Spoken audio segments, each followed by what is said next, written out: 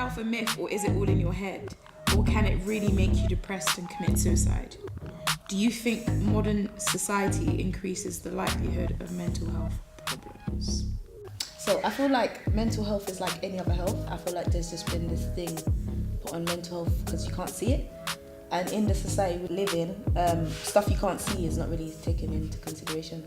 I agree with Katonia that mental health isn't a myth. I feel like in the society we live in today, it's still a taboo in certain cultures, which obviously makes it a bad thing. But no, I think it should be taken as seriously as any other. Yeah, to agree with you too, like mental health definitely isn't a myth, and it should be taken seriously because outside in it, like everything that you see around you was in someone's head first. It was an idea, like everything is a thought first, and it's the same with your thoughts. Like you have thoughts and they affect you physically, so you need to treat it the same way. Mental health is actually a very big problem that we need to actually tackle, especially in the black community as well. It's unfortunate that certain people do go through certain things, and I spoke to someone the other day about how can we stop someone getting depressed. It's not a hard thing, but it's all about trying to actually get to know the person and see where they're coming from, etc. But it's definitely not a myth. This year they published statistics that this is the highest ever suicide rate that we have ever had recorded in the UK, not only amongst young people, but amongst adults as well. So it's not a myth, the statistics are there. So it's whether or not we're being deluded and deciding to disregard it. That's the issue here. I think we just have to pin it back down. I feel like people are making mental health, like, in terms of like seeing it, they're making it more complicated than it needs to be. Mental health is something that you like, there's your physical health, there's your emotional health. Like you have a mental health and it can be affected just like every other area of your health can be affected. So to just say that it's a myth is basically to disregard how a human functions. Like your physical health, you get sick. So mental health, you can get sick mentally. It's pretty simple. It's that simple. To call it a myth is more or less, it's quite insulting if I'm honest with you, because it's very apparent, you know what I mean? It's like a spectrum. Everyone to a degree has mental health. It's just some people are more quote unquote healthier than others who are dealing with things on the lower end of the spectrum per se. But the bottom line is everyone has it, you know what I mean? Everyone goes through things. We all experience anxiety to some extent. It's very easy to like, you know, point fingers and say this is because of that and da-da-da-da-da. It's not really a matter of playing a blame game, but understanding that the way society is going at this moment in time, the rise of social media, the direction social media is going, you know, and people seeking validation, they contribute to obviously not all mental health issues, but to the vast majority of them. Now, mental health is definitely a very real thing. It's becoming more apparent these days, like a lot of people are taking more notice that a lot of other people are suffering from mental illnesses and stuff as well. I think it's a good thing that it's coming out a little bit more and people are being a bit more considerate about it. And I think it's slightly got to do with social media as well. Social media can be bad for you, but it's a good thing because it's putting it into the light as well. So a lot of people are becoming aware about it as well now. How do you determine when someone is dealing with mental health? Now, in the UK, it is a hot topic, you know, so with the two main ones, should I say, that people often are diagnosed with or talk about, depression and anxiety, I feel like people just throw it out. Someone was saying is, when doesn't it become a self-fulfilling prophecy?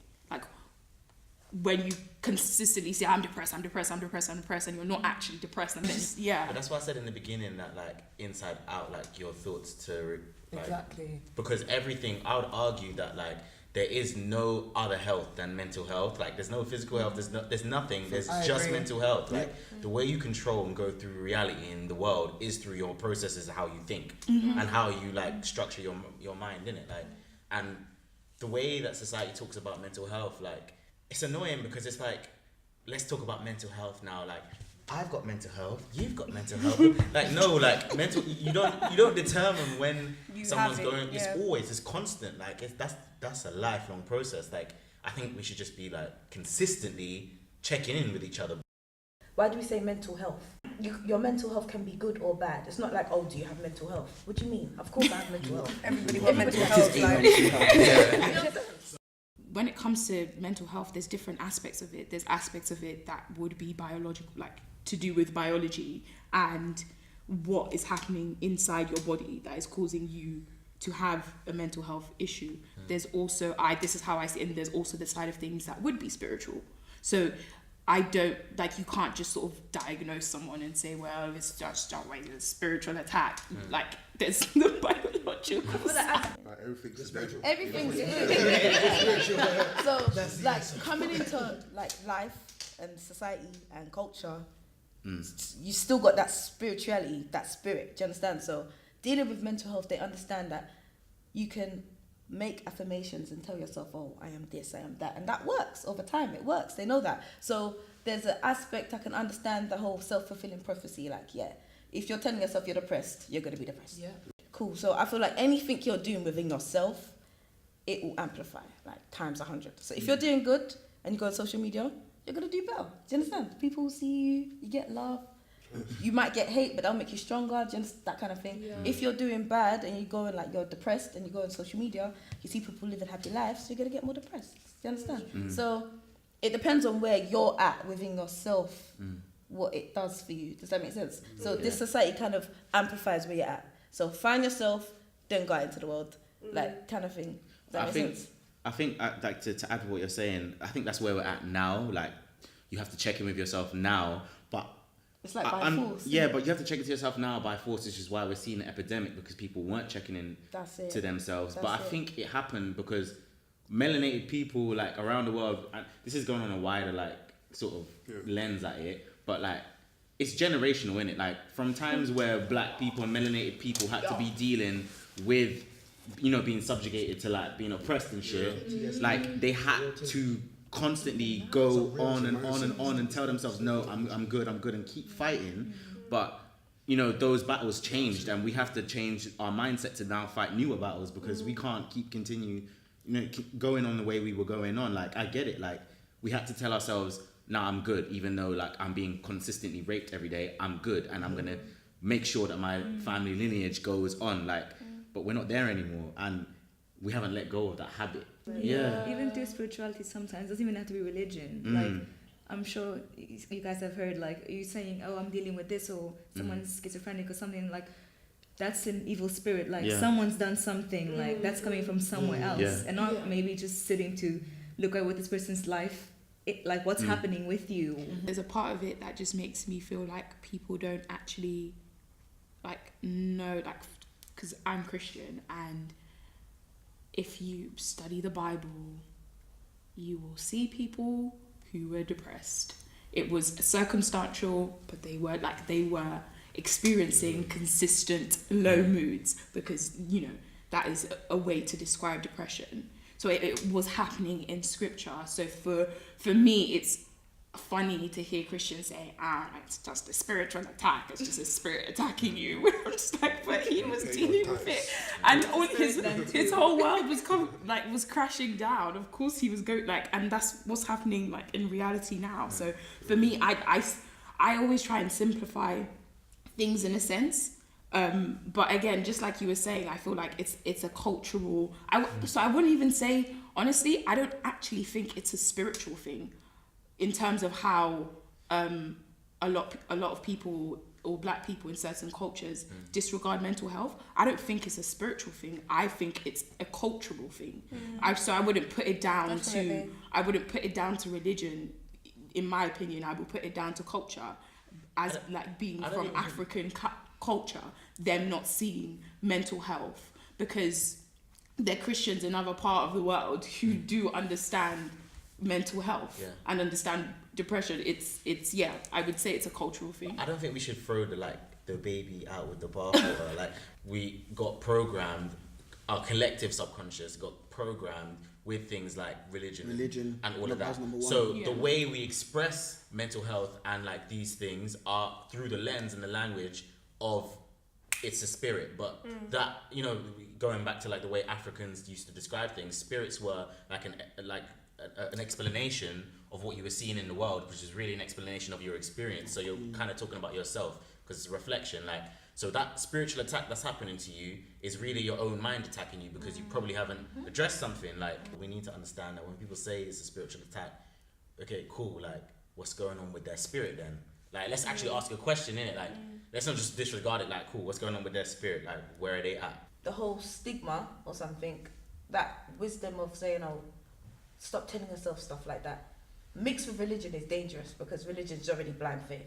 The problem with Africans now, I feel like we don't acknowledge the fact that there's a problem, that there's clearly a problem that needs help tackling, kind of thing. So we don't like asking for help. It's not It's a just pride that thing. though. I feel like it's a very egotistic thing to turn around and tell someone that, oh, you're depressed, it's just a bad spirit. You're trying to blame something that's external rather than just accepting the fact that, yo, like, maybe there is a problem with this person. Parents and people would not like to accept the fact that their child has a mental health problem. Yes. It's an ego thing. Yeah. That can't be my child that has depression. Must be an evil 100%. spirit. Like, what is that about? Add into that, literally. It's ego. It's ego. Yeah. And the reason why the conversations we're having now about mental health and spirituality and all of these things now exist is because this is the age and the time that we are living in, and we need to use the resources. We need to use the facts that we're having these conversations. We need to use the facts that we've got social media now. We need to use the facts that we've got internet. This is kind of where my issue comes in with like religion and music and the constructs of society, because these things are still being used to express the problem with the things that they are, rather than using them to actually move things forward and using them for our generation. We have to look at like the filter of where we're coming from as well. We've been raised in this Western, Eurocentric, white man's world that's very masculine, egotistical, and like everything, like you're saying, like African parents, you have to be good, you have to be strong, you've got to be the thing, like you've got no weaknesses. Like, this is why, like, we've grown through that, so now we don't as a collective even understand that we're in this and we're part of it, and we have to rid ourselves of that virus to get back to wherever the hell we were. Like, 100%. mental health starts from a very young age, and you never actually realize it until you get older and you put yourself into positions, or you start to, explore different situations, you meet different people. You never really know that you're going through mental health, like you have mental health problems until that time. So if you start to learn about it from a younger age, maybe you'd be able to deal with it better when you do grow older, and you'd be able to, find solutions to help you get through it, or you'd be a bit more open to talking about it, because it's like exactly what you were saying. We don't like to talk about our problems. Like, we like to see it on display and we like everybody else to talk about it, but we don't like to talk about it ourselves. So it's like, if we don't talk about it ourselves, how are we meant to find solutions?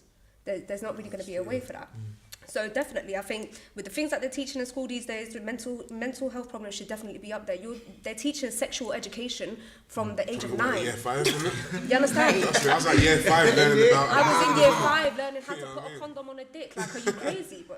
Like, you need to start learning about your own mental health before you learn about anything else, really. So yeah, it's definitely a thing that needs to be brought into school for young from kids, now. they're the next generation, man. So they definitely need to learn about most of these things, bro. Because I used to work in the school, and some of the kids, the way, some quiet kids, you see them, and you see how they're getting bullied and that, etc. So you got to talk to them and see where they're coming from. Sometimes all this stuff, like being mentally ill, etc., it all starts from home. You need to find out what's happening at home.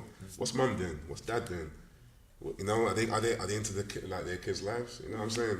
Sometimes so something it's a needs to be combination tackled. of both. It's more than mental health as well. It's more than everything as well. So even learning about finances when they're young kids, we need to learn these things, and so it's a lot broader. It's a lot broader, man. Yeah, mental health should be taught in schools, but we need to talk about what we're teaching these kids. I can't just be sitting there drawing posters about this is depression and this is anxiety and colouring bits in like that. Yeah. That's not it. We need to talk about the signs of depression, how you can deal with it if you start feeling like that, etc., etc. The coping mechanisms, where you can go, who you can speak to. Not just, this is depression, you might feel sad for a bit and that's that, and it makes people kill themselves. That is not a solution. You can bring that up, fine, that's creating awareness, but we're talking about getting to the root of the problem.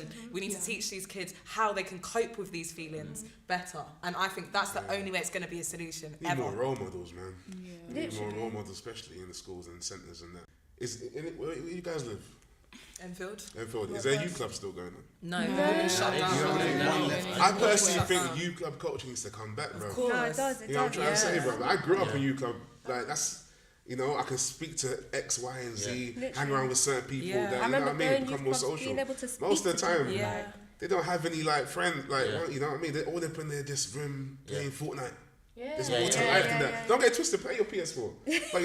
But, having that human interaction will make it more, expressive and etc. But sometimes they need an older and outside perspective, somebody that has a little bit more wisdom, somebody that's actually probably gone through those kind of experiences. And that's what your youth club was. It was a couple older people that was just kind of helping you get through what you needed to get through. Because kids can be cruel. Let's be real. Kids can literally push you into, you know, anxiety and depression and stuff because of the bullying that goes on in school. So not all the time you want to talk to your peers and you don't want to talk to your colleagues. And who actually wants to talk to their teachers? Nobody wants to talk to their teachers. But your youth club workers was like your older brother or your older sister, somebody you could find comfort in. So that being taken away, boy, I'm not surprised that the younger generation have got so many problems going on these days. They got nobody to talk to. Usually some of the young people as well, they kind of do look at these public figures or let's say these rap artists, like drill artists, and look at them and be like, yeah, that's what I want to be, etc. There's no much role models, and there's no more superheroes no more. You know what I mean? I would also say that we need to also kind of show young people what they have access to, kind of like bridging the gap. Because yesterday I was actually at an event. I ran an art workshop at Young Health Watch Hillingdon Health Fest, and it was just like a bunch of different stalls in the Hillingdon area coming to kind of like create awareness for what the young people have access to in terms of their physical health, so like fitness, you know, in terms of their mental health, in terms of their sexual health. So there were like sexual counselors had their stalls set up, like fitness stores where they can go, fitness linked with mental health. Young people between the ages of 11 and I think up to like 18 come and educate themselves. It's not just about going into schools and saying, oh, hey, this is mental health, but it's also showing them, pointing them in that direction, because doing some of that stuff can be very daunting and they just don't know, like they don't know where to go. No, I just wanted to say, obviously, where we're saying that, you know, mental health should definitely be discussed in schools, I feel like it needs to be brought more into a home lifestyle as well, because a lot of parents are trying to, you know, avoid that subject, or they don't have enough time to talk to their kids about it. Because even if it's a thing where it's like, imagine you're my youth now, but your friend's just gone and killed herself the day before, I need to ask you how you're feeling about that. Do you see what I'm saying? Parents don't like to discuss these things, and again, it's because of a pride and ego thing. We've been pushed. They've been pushed to believe that, you know, it's not a thing.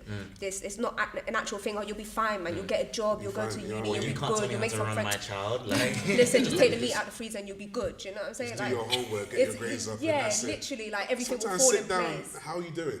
You know, like how are you feeling? Honestly, how are you right. feeling? Like they kind of need to educate themselves first to understand how to deal with it when it comes down to talking to their kids. So maybe parents need leaflets too, and there should be a store for parents to come through. You know what I'm saying? Like, Parents don't know how to handle these things as well. My mum works 9 to 5. She's worked all my life.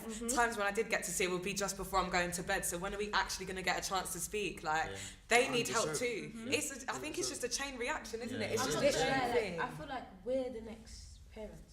Yeah. You don't have to help Exactly. That's what I wanted to ask you guys. Like, that question, like, what are we gonna do? Because it's evident that they ain't, like, higher powers ain't gonna do it for us. So what are we gonna do it? Like, first of all, we should let the kids know. Listen, there are opportunities. how? Like, I'm so sorry. You know, a lot of people always say stuff that there's no lack of opportunities. There's actually opportunities everywhere. Bro, this is the UK, you know. It's Everywhere London, bro. You can go in Ghana and say that, and there's no opportunity. But come here in London. I see some of the young kids that be like, "Oh, the reason why man's doing this because there's a lack of opportunity." I said, lack of opportunity. I can get a job tomorrow, you know. If I'm unemployed, I can get a job. I guarantee. Yeah, in 1 day, 2 days, and get paid. But that's one thing we have to, like, you know, tell these young people that, listen. It's a mindset change. You can but do that. I feel like we are only just changing that in ourselves. Yeah. There are still people who still do the whole glass ceiling talk with themselves. They still say, you know, because I went to an event, and I don't know if you know Bianca, she was on The Apprentice. She does like the Bianca nude, Miller. Bianca Miller, and she was saying, you know, someone asked her, how did you deal with being a black woman in XYZ industry? She said, I didn't deal with it. I'm there. I'm good at what I do. Take it or leave it. Like, I don't, like, she was like, for me, I had to break away from I don't see that. I just see what I can do. If you are, I saw my market. That was it. I feel like in ourselves, we also have to break that, because we're feeding that to the next generation, because we are.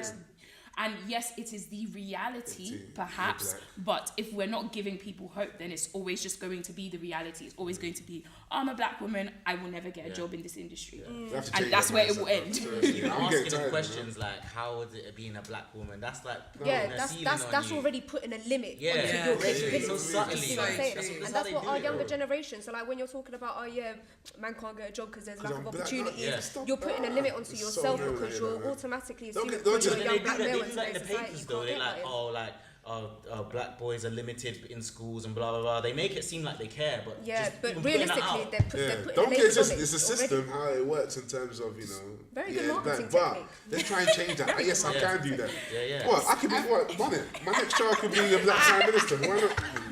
You know what I mean? Yeah. Trust me, black guy going to number 10 down the street, it can happen one day. It can, 100%. If a woman can go in, you know what I mean? Yeah, it can happen. Yeah, but I don't know if anybody else was told this when they were growing up, that black people have to work twice as hard as the average person. We've been told that since this. And this is what I'm saying, it goes back to the parents again. And then where did they get that mentality? It's all a chain reaction. It's all a chain. I don't really know like how to define like if I was going through depression or not, just because you take it as like I'm having a bad month, a bad phase. But yeah, like I get down, I think like everyone else. I just hope that everyone goes through these things, I don't know. I do think that it can be dealt with. It needs to be implemented into the person's foundation, schools, everything, not only teachings, but the solutions themselves. I've definitely like had like depressive bouts for like a year, but that really tested like my ego, because when I got like super depressed and I was emotionally closed off at that point in my life, that like, and then I started to get like suicidal thoughts. Because I'm a very logical person, I was like, nope, I'm talking to someone, like, nope. So that really put my ego, like, put the pressure on my ego to be like, go and talk to your sisters and your mom. And that's when I really started opening up and talking to my family, like for the first time in my entire life.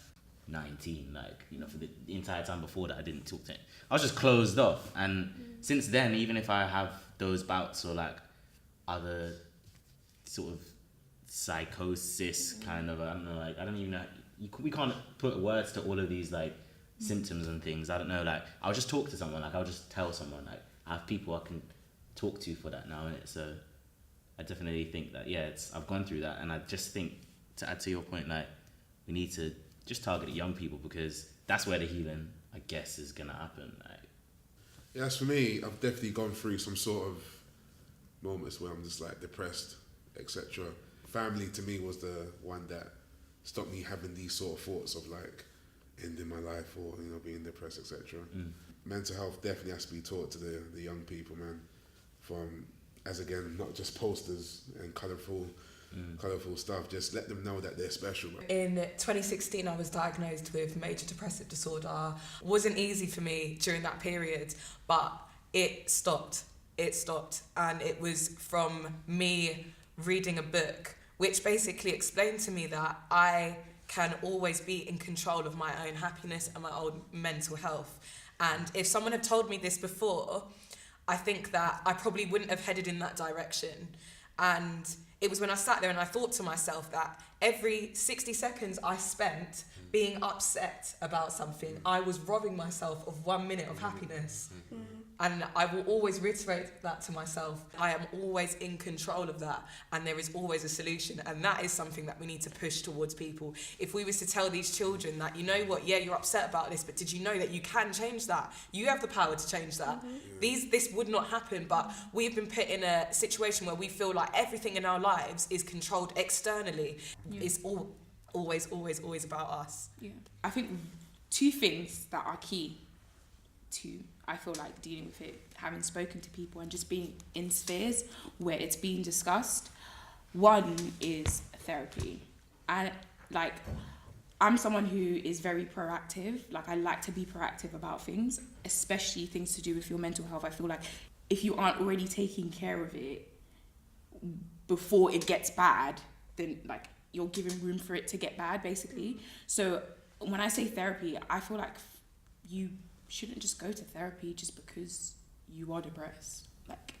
Regular therapy just because is good. Regular counselling or therapy just because is good. Go and sit down and talk.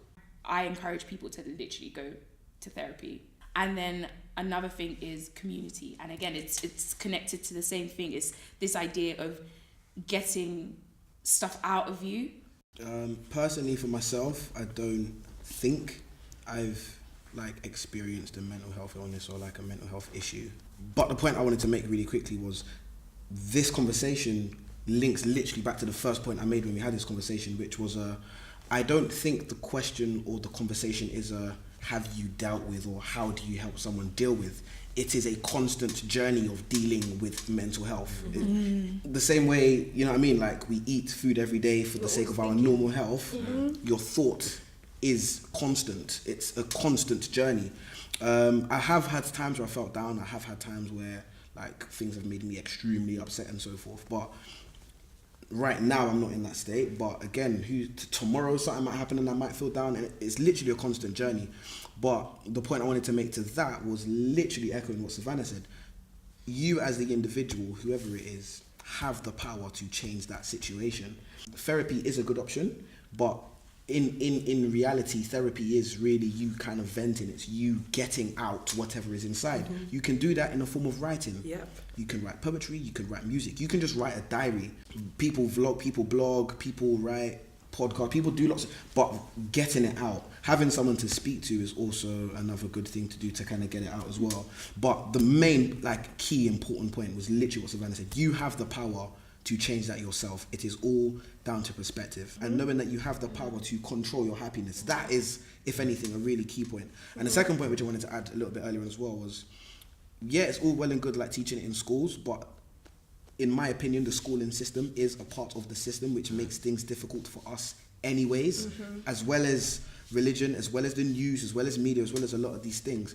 Again, putting things in school is great, but we've, to some degree, all got cousins or little family members. We've got little brothers, little cousins, close family members, the little neighbour who might come to your house, but we all interact with young people, and we can send them to stalls, we can send them to mental health awareness, but we are aware, we speak of these things. We should have these conversations with as many young people as we can. We don't have to be an organisation, we don't have to get funding from charities, we don't have to get funding from the government. We just need to have these conversations. Me personally, I have suffered from severe depression and severe anxiety, and I've never really coped with it, so all till now I still go through it, but it's not as bad as it was before. And it really just took one breakthrough for me to turn around, and literally, like what Savannah said, it was more just a thing where it was I can take control of my own emotions, and I can take control of my life and how my life is going and what direction it's going, and what my thoughts and how my thoughts have an influence over the decisions I make and everything. And it was never really pinpointed down to one thing. I hate when people try to pinpoint mental health to say, oh, it's from school, oh, it's from your home life, oh, it's from your social life. My anxiety and depression came from so many different aspects of my life that it was overwhelming to a stage. So yeah, I did have suicidal thoughts. I never went through with it, obviously, because I'm here. But I did I did self-harm at one point. And that was a way of me taking out the pain that I was feeling inside. So, yeah, it's mad. It's never going to be an easy thing to deal with, which is why I say it's very important that we get our youth educated on it from now. Because the earlier that you get them educated about it, the earlier they can deal with it. And there's so many things that I wanted to do when I was younger that I didn't allow myself to do because I let my mental health affect that. But whereas I can take control of it now because I made that decision to say, I can take control of my emotions and the way that my life is headed. So, yeah, it's crazy. What was the last part of the question? Alright, cool, yeah, I'm done.